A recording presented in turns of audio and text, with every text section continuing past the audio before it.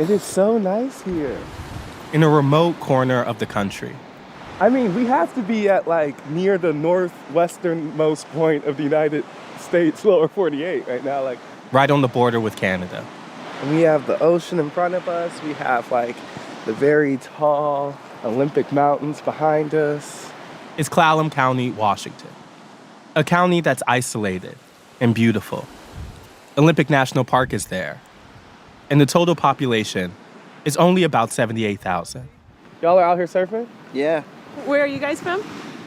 New York. Yeah, we're here working. We're political journalists in Clallam for the weekend. You're from New York and you're political journalists in Clallam for the weekend? Yeah, let's hear it. It's a very surprising set of words next to each other. Are you working with the tribes? No, we're actually working at the New York Times for their politics podcast. It's actually because of this random fact that Clallam is the only county in America to have voted for the correct person who won the presidential race every time since 1980. Since 1980? Yes. That's right. Out of more than 3,000 counties in America, only one has gotten every presidential race correct since Ronald Reagan. That means Clallam voted for Reagan twice, for George H.W. Bush, then for Bill Clinton twice, then for George W. Bush twice, then Barack Obama twice, and then Donald Trump. Plenty of other counties had that streak too. But the year that did everyone else in was 2020, the vote for President Biden over Trump. Clallam was the only one to get that election right and continue its streak. So a year out from Election Day 2024, which could very well be a rematch of the same candidates from 2020, I found myself wanting to begin this show and political season in search of a prediction of sorts. Typically, I avoid questions like who's going to win. But when you're looking at the possibility of an 80-year-old Democratic incumbent facing a former Republican president who's been indicted 4 times, I think it's worth asking how this might go. So while the northwest corner of Washington state may seem like an odd place to go, in this random county, in a solidly blue state, a unique mix of people and fluky factors have made it something special. The longest-standing Bellwether county in America, and the perfect place to begin. From the New York Times, I'm Ested Herndon. This is The Run-Up.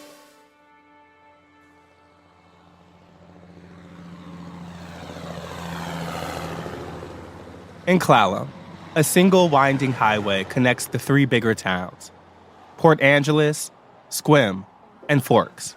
Hi there, welcome to Forks. If you guys come in, if you'll please put your information on our guest book. If Forks sounds familiar, I will give you the extent of the plot I know about Twilight. Tell me. it's because it's where the Twilight series is set. They're vampires, I believe. He's a vampire. Only Edward's a vampire? Only Edward's a vampire. Jacob's not a vampire? No. Jacob's a werewolf. Oh. Yeah. Well, at She a first, vampire? that's a significant plot point. I mean, you could spoil it.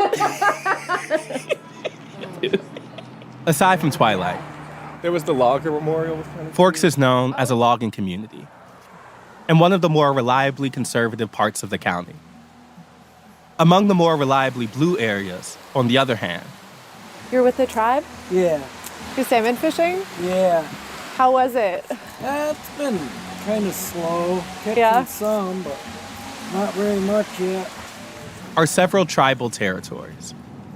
Then, we're driving right now through downtown Port Angeles, and there's Port Angeles. We're right next to the water. There's a big container ship, and it's a nice kind of main street of restaurants and a couple bars. Which, like Sequim to the east, is left-leaning, but politically more mixed. And it was in Port Angeles, the largest town in this Bellwether County, that we eventually landed. Specifically, I'm gonna get some stuff too. You're hungry? I am hungry. we landed in the Fairmount Diner. It's right off the highway in Port Angeles. Do you want a minute? No, I'm gonna do the corned beef hash and eggs. I love that one. And can I have a Yeah, scramble with we were political journalists in a diner. And that's a campaign season trope. But tropes can be useful depending on what story you're trying to tell. And this is a story about a county that, for some reason, has aligned with the shifting national electorate more consistently than anywhere else. So I figured we should lean all the way in and ask people here how they're feeling and what they think is going to happen. Do you consider yourselves Democrats? Yeah, I mean, you do?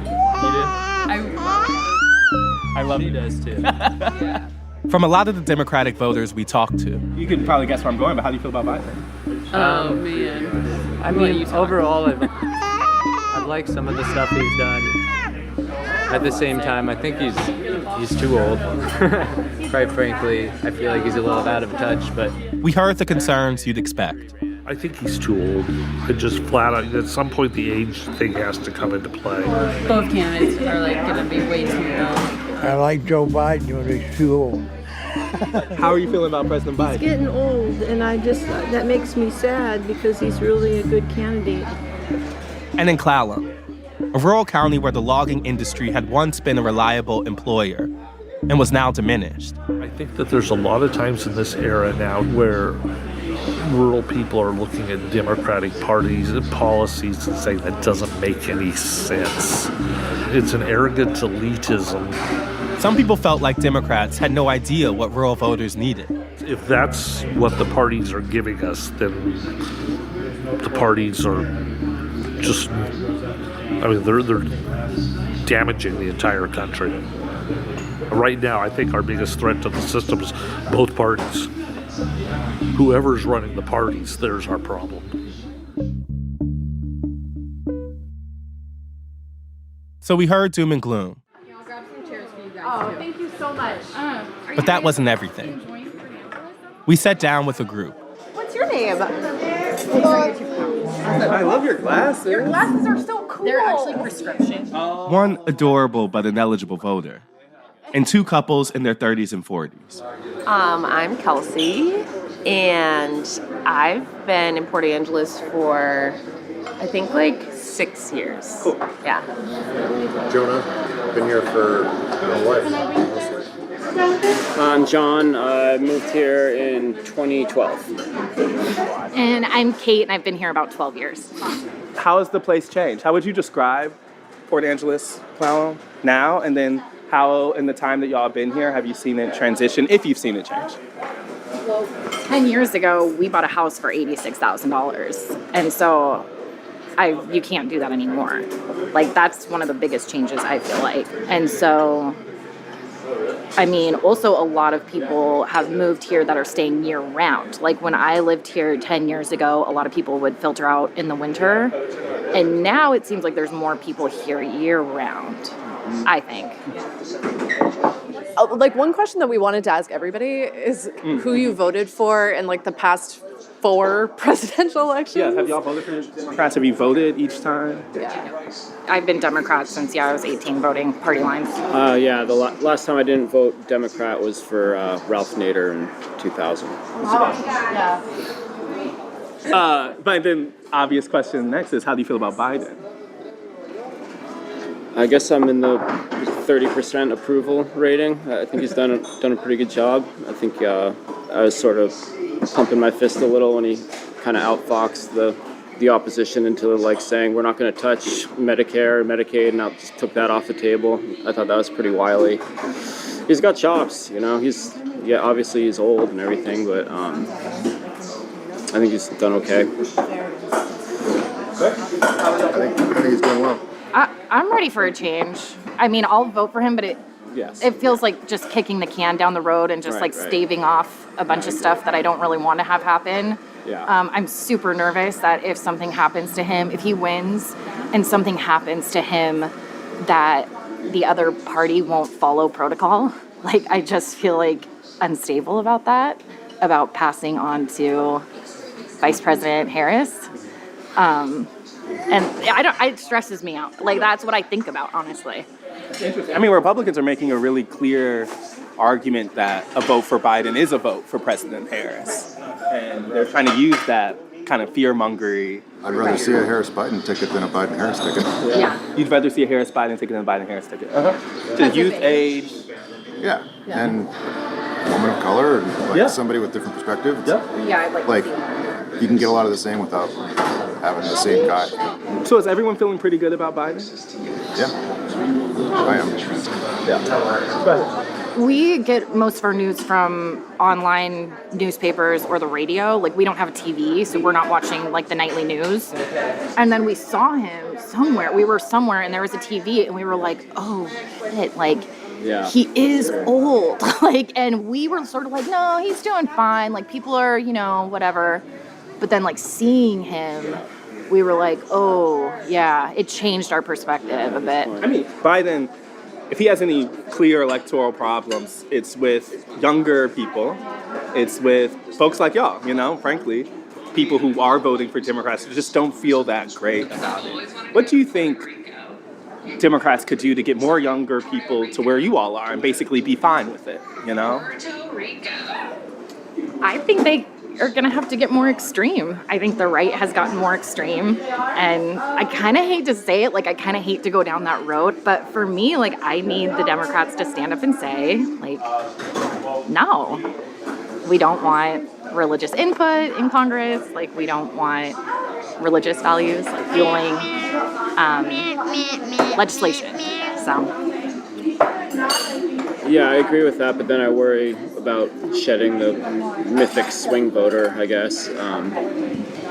Maybe you're right. Maybe you go further left and just ditch the middle-of-the-road person and try to bring in more left-leaning young people. One thing about 2020, it was really domestic focused, right? You had the pandemic, you had George Floyd, you had all this stuff. There's a lot going on globally now. Has any of that, you know, Biden was just on TV talking about $100 billion for Ukraine and Israel. Like, when you all see that happening in the world, does it make you feel more confident in him and his leadership? Does it affect kind of how you're thinking about next year in the election? You know, it is. I'd rather see $100 billion of aid going somewhere than $100 billion spent on a couple more aircraft.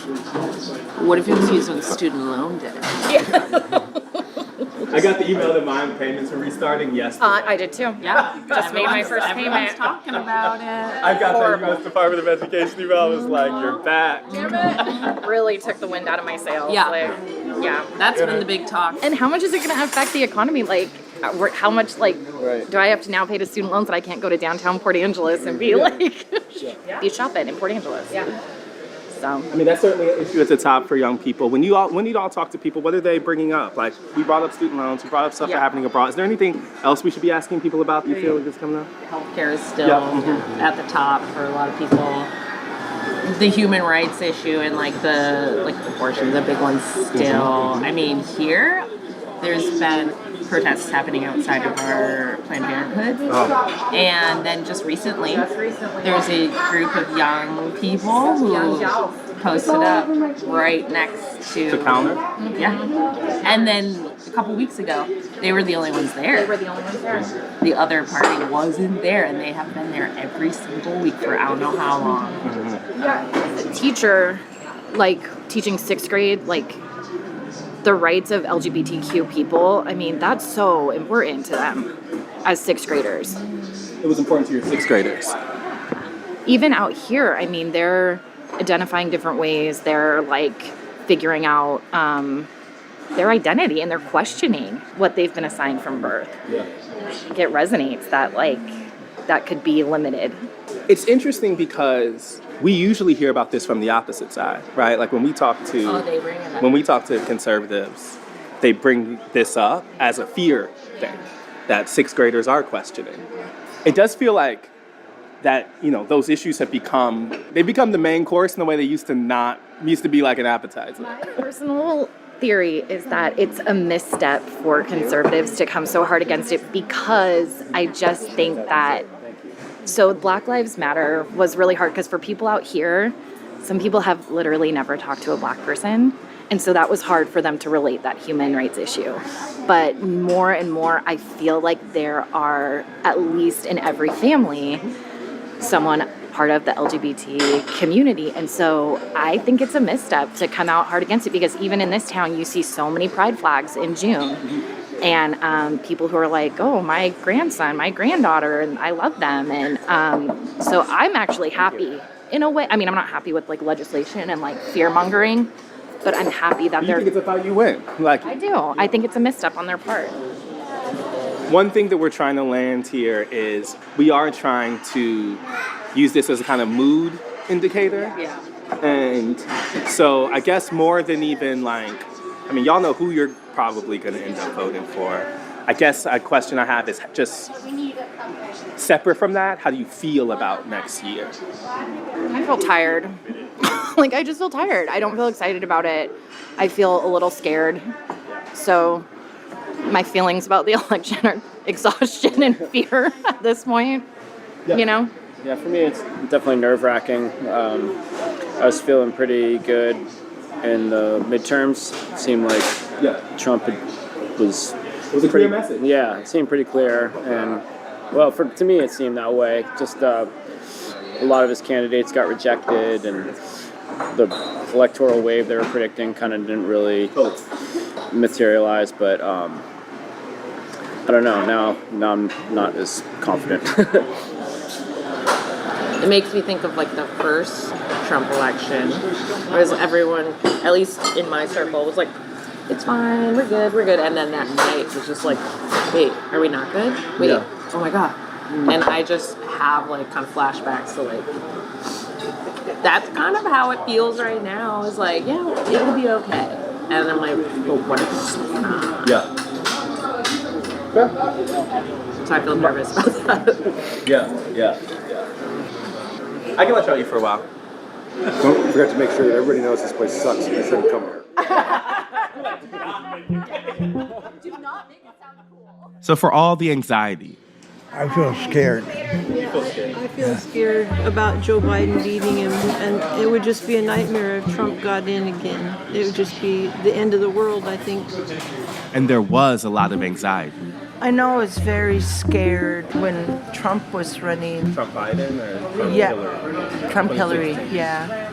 I was very like, oh, I gotta get out there. I was on Facebook. Since then, I just don't do that anymore. There was also a fair bit of clarity. What's the most important issues for y'all? Mostly just me being a woman. You know the deal. Just lady rights. Yeah, you gotta tell it. Lady rights, my reproductive rights. And whether it was the need to protect abortion rights, But right now, when we have this international crisis going on with Ukraine and Israel and the Hamas group, nobody knows better about international relations than Biden. I mean, or growing international conflicts. he happens to be the right guy for the job at the moment right now to create that international stability. People seem to trust Biden's leadership. I would like a new candidate to run, but in all reality, I'll probably end up voting for him again. Yeah. So even though many of the Democrats wish they had another option, and they're nervous to be hopeful. When we get to Election Day 2024, do you think Clallam County will back Joe Biden? Yeah, I do. I think it'll be close, but I think that they'll back it. They feel pretty good about their chances to win. But that was just the Democrats. More after the break.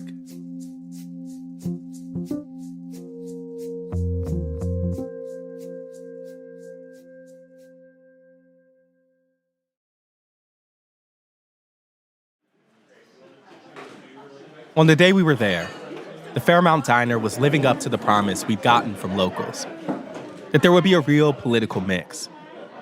Alongside the cautiously optimistic Democrats. Did you, in 2016, end up voting for Trump? Yes, I did. Were plenty of Trump supporters. I lost faith in politicians. They just can't get out of that rut of doing the same thing over and over and over again. Trump's the guy that reached down and said, here, I'll pull you out of that ditch and I'll give you another choice. Under Trump, I think people felt that they could spend money on things that they needed to. I work on a lot of 2016 cars, lots. I mean, a lot of people bought brand new cars in 2016. People who believed he was strongest for the economy. you're paying $5.99 for 4 sticks of butter, right? It was not like that just a couple years. It absolutely wasn't. We're not deterred by his legal trouble. I think the indictments are kind of bullshit. I do. How do you think about the results of the 2020 election? Like, do you accept them? And like, if Biden does win in 2024, would you accept them again? I didn't accept it in the first place. It was, it's like, how can a man that sat in his basement win an election? And who had embraced conspiracy theories about his opponents. Joe Biden is just a hand puppet. Who do you think he's a puppet of?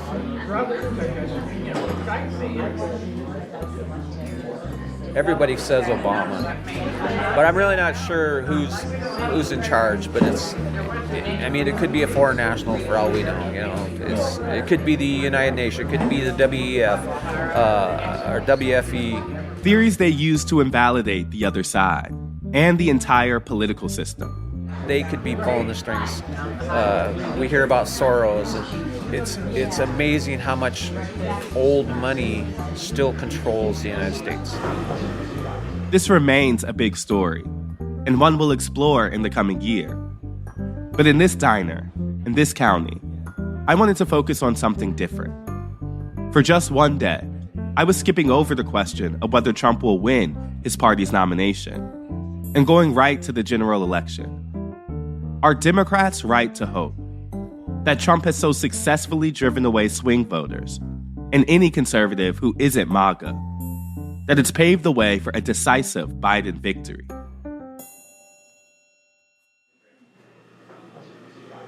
My name is Matthew Robertson. Lived in Clallam County since September 2016. Yeah, I just work out here. Work with the county prosecutor's office, and then involved with the local and state Republican Party. I guess we've been asking people to get a sense of the art, just like the last couple presidential elections. So if you could take us through like 08, 12 to here, that would be great. Well, I supported McCain in 08. And then 2012, I was in Virginia for law school, voted for Mitt Romney. And then 2016, I guess you'd say I was a never Trumper. So I didn't vote for him. I think I wrote in John Kasich. And then 2020, I think I might have written in Daffy Duck. So you've stuck with the kind of never Trump. He's taken over the party in that time. Yeah, it's a drastically different party. And I've been a Republican since I was 18. Some things are better. I think we do a better job of appealing towards what I would call ordinary working class people. Although there's a vast racial divide on that, obviously, so it's working whites mostly. But we've lost some of our traditional support in the suburbs. And I would say it's a more assertive party as far as the activists go. Compromise has become a 4-letter word. Yeah. And I think we're more of a emotional party now than we had been in years past. One question I have for you is Joe Biden has tried to make a pitch to conservatives just like you, right? He has tried to make a distinction between MAGA Republicans and traditional Republicans and saying that, if you're someone who feels like you do, the answer of defeating Trump is to back the Democrat. You're already laughing, but my question is, why not? Because I think the Democratic Party also isn't what it used to be. I mean, they're having their own soul searching. It's not as out in the open as the Republicans are. They tend to be more disciplined than the Republicans. But we're worried, not also about MAGA, but we're also worried about, how spending going to go, taxes. We're worried about, with the need to do something for climate change. What does that look like? Does that look like encouraging more local and more business remedies to that, or are we going to go more government? We're worried about America's role in the world. And so I think there's a skepticism to align with the Democratic Party or vote Democratic. Frankly, for years, I remember in 2004, 2006, especially around Hurricane Katrina, we were told George Bush was racist. Yeah. And when you use rhetoric like that, again, year after year, and tell Republicans, your candidates are racist, your ideas are racist, and then we have MAGA, And not the majority, not probably a whole lot of them, but there's a subset of MAGA that aligns with Nick Fuentes and kind of the more Christian nationalist movement. That's racism. But it's kind of hard to join with people who have, used rhetoric for years. I mean, it's kind of like the Chicken Little, kind of sky is falling. I got you. And so I don't think you'll see a mass slide into the Democratic Party. We also don't want to be Democratic socialists. We don't want that. And who knows, maybe next election after, it's the Democrats trying to sort that out. What are you going to do if it is Trump versus Biden again in 24? I'll probably see which of the candidates got the farthest that I liked and vote for them. There's no world you vote for Trump. No. The main feeling we get when we ask people in this diner, in this town, and across the country, when we put the option of Trump Biden 24, is like dread. More so than like you kind of know, you can see the politics of it, but emotionally, when you think about being back here, it's sad. Yeah, it's sad that that's the best we have to offer. And Joe Biden has a lifetime of service. For a Democratic administration, I thought he did about as good a job as you can as a vice president. But yeah, just dread. That's the best we have. Is an individual who, is getting up there in years, followed by an individual right behind him who's under indictment. And I don't expect the Democrats with the incumbency to throw Joe Biden out. That's against the norms of our country. I don't expect that, but I mean, as Republicans, we can't come up with somebody better because I think it changes the conversation. I mean, with Governor DeSantis or Ambassador Haley or former Governor Christie, I mean, it changes the conversation dramatically of the theme of the entire election. It becomes a referendum on President Biden. And now, if we don't do that, we have a rematch. Because you think Trump is an electoral drag, do you think if we get to next year with Joe Biden and Donald Trump on the ballot, that is a win for Joe Biden? Yeah, I mean,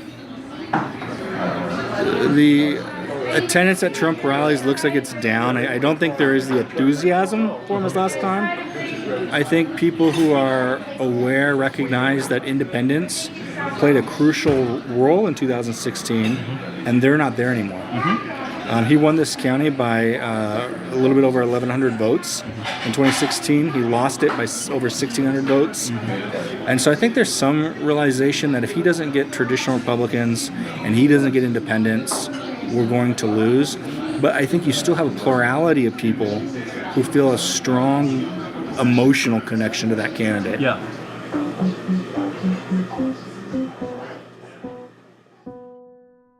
Most of the people we talked to had a strong allegiance to one party, even if they weren't too happy with what that party had to offer. But we hadn't yet talked to someone who more closely resembled a classic swing voter. Are you ready for me? Hey, yes. Do you need water or anything? What's your name? Ested. It's like Ested? Ested with an at the beginning. Usted. Nice Okay. to meet you. How are you? Jim, mine's pretty simple. Caitlin. Caitlin. Nice to meet you. Do you need water? Particularly someone who matched the way the county and the country had swung in the last election.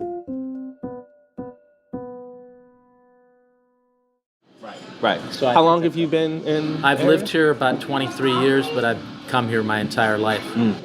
So Do you consider yourself a Democrat or a Republican or an independent? at this point, an independent because I'm really fed up with the present state of affairs. Where were you before you were an independent? Pretty much a Democrat. But as I've aged, I've gotten a little more centrist, where I have some, what would probably be conservative ideas, but few. Yeah. Can you take us through from like 2008 to now who you voted for? Well, I really was impressed with Obama in the sense that I genuinely felt he actually cared, which I think we've lost a lot of.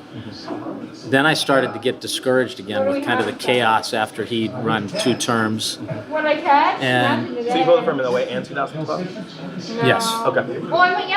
And then the next choices, I wasn't thrilled with either way.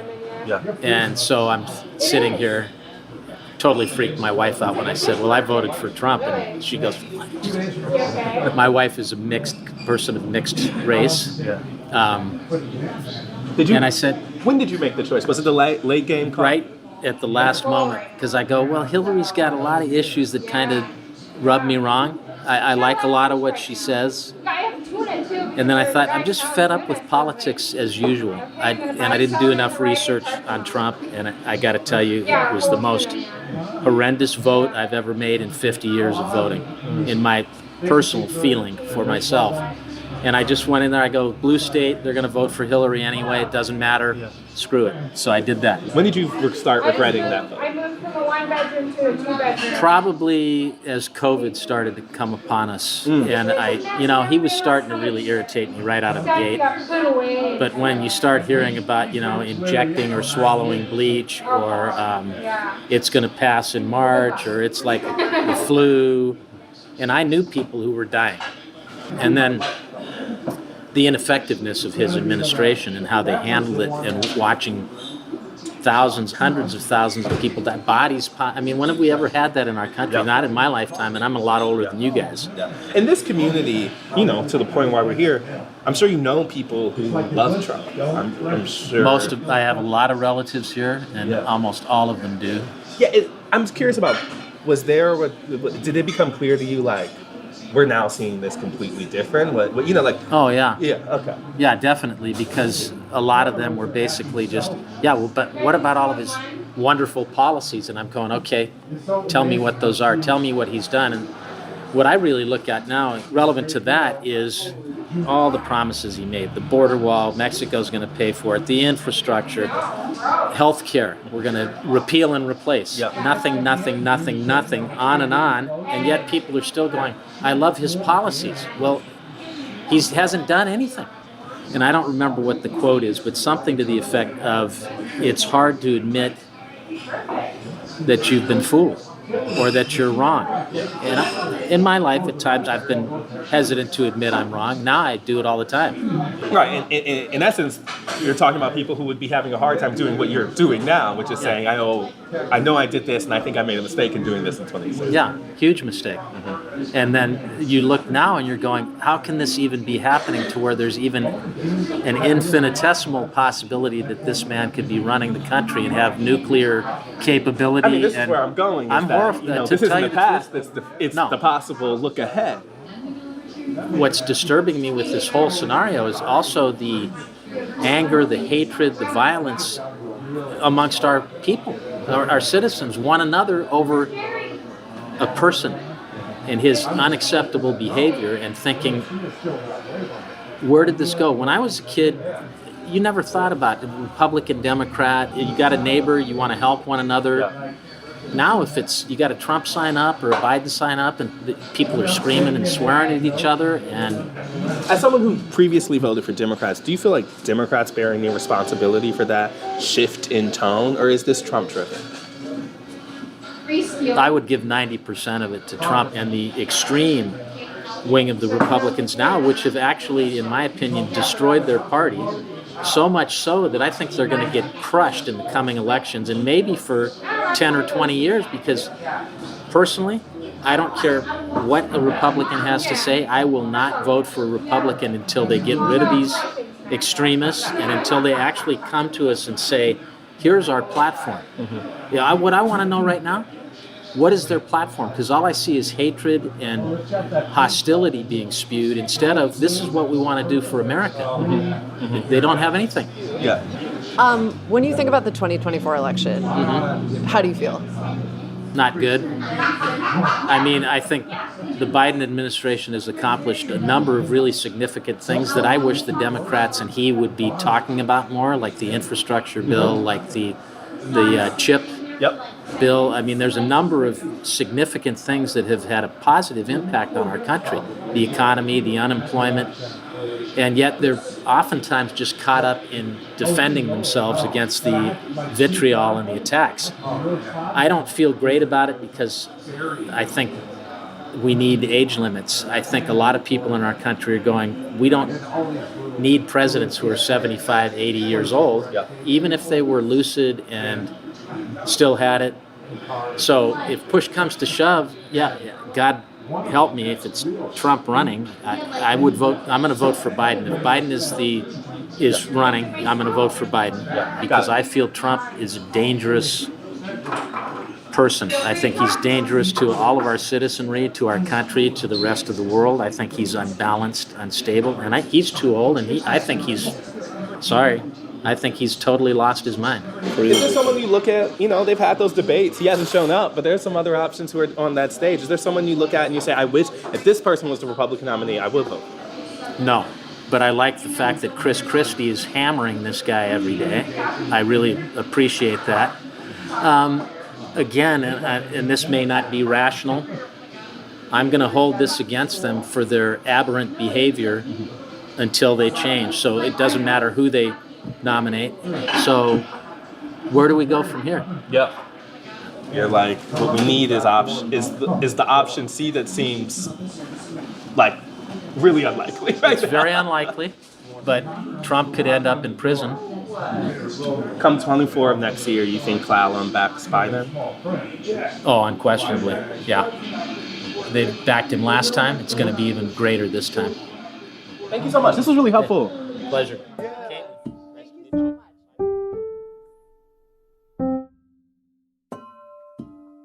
Jim was confident that Clallam would stay blue in 2024. And so was everyone else we asked, including some Republicans. They also thought their bellwether streak would continue. And nationally, Biden would win again. At the end of the day, just as we were about to leave, a younger guy came up to us. He had noticed our microphones and told us he wanted to talk. Can you say your name and how long you've been here? My name's Anthony, and I've been here for 8 years. And while most people we spoke to had a clear feeling about the candidates or the parties, he was more confused. What did your political beliefs used to be, and have they changed?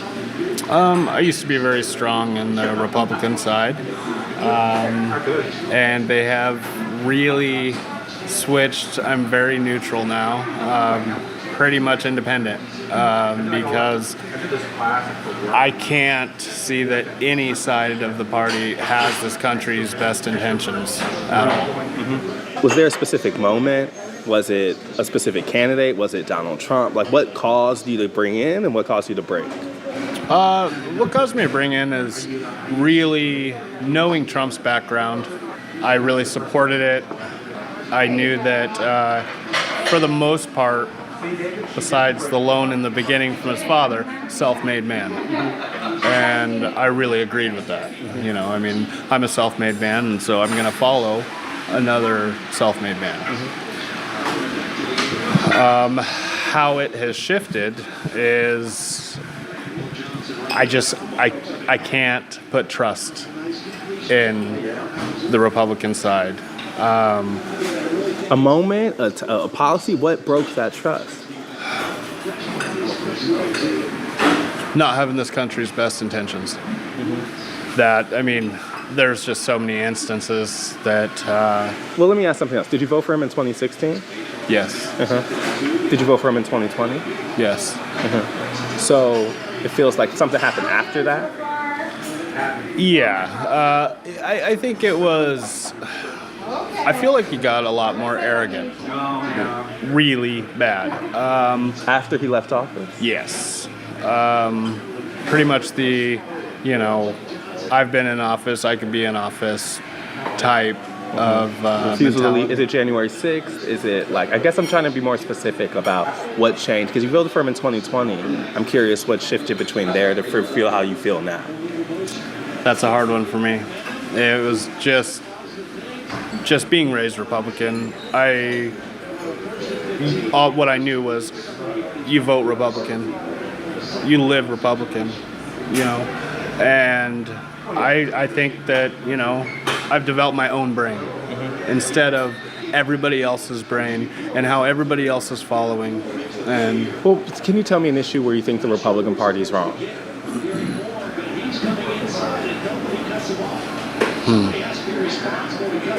Off the top of my head, I can't.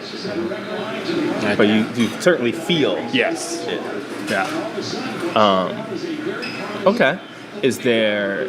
I mentioned the 6th. Was that a moment? I mean, I guess I'm trying to find a moment when Trump became distasteful for you, because some would say he was arrogant the whole time.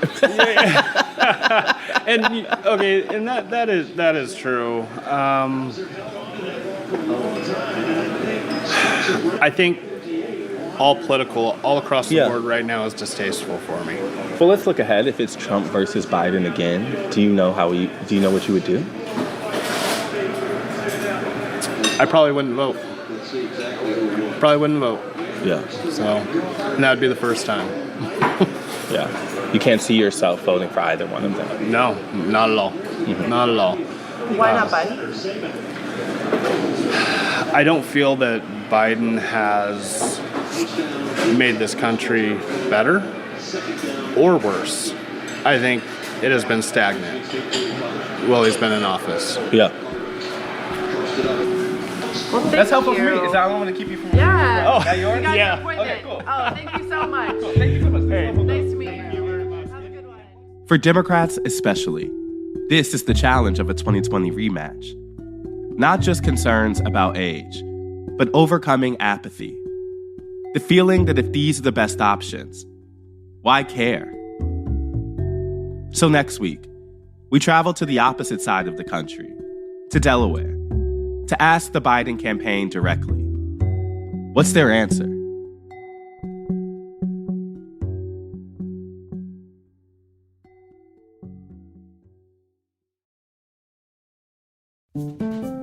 That's the run-up for November 2nd, 2023. Now, the rundown. Our highlight reel of this week in the election. I came here to say it's become clear to me. This is not my time. We're now down to 9 candidates running in the Republican primary. So after much prayer and deliberation, I have decided to suspend my campaign for president effective today. After former Vice President Mike Pence dropped out of the race. He has struggled to make any meaningful traction in the polls and was in danger of not qualifying for the 3rd GOP debate next week. And on the other side of the ticket, there is an exhausted majority in America that wants neither of these candidates. There's one more Democrat in contention after Minnesota Congressman Dean Phillips declared his presidential candidacy last week, filing at the last minute to be on the ballot in New Hampshire. Are you running for president? I am. I have to. We're just 10 weeks and 4 days from the Iowa caucus, and 369 days from the 2024 election. And finally, for those of you who were curious, last week, Caitlin and I spent over 11 and a half hours at the Fairmount Diner in Clallam County, consumed 10 cups of coffee, and got 1 great plate of corned beef hash. We'll see you next week.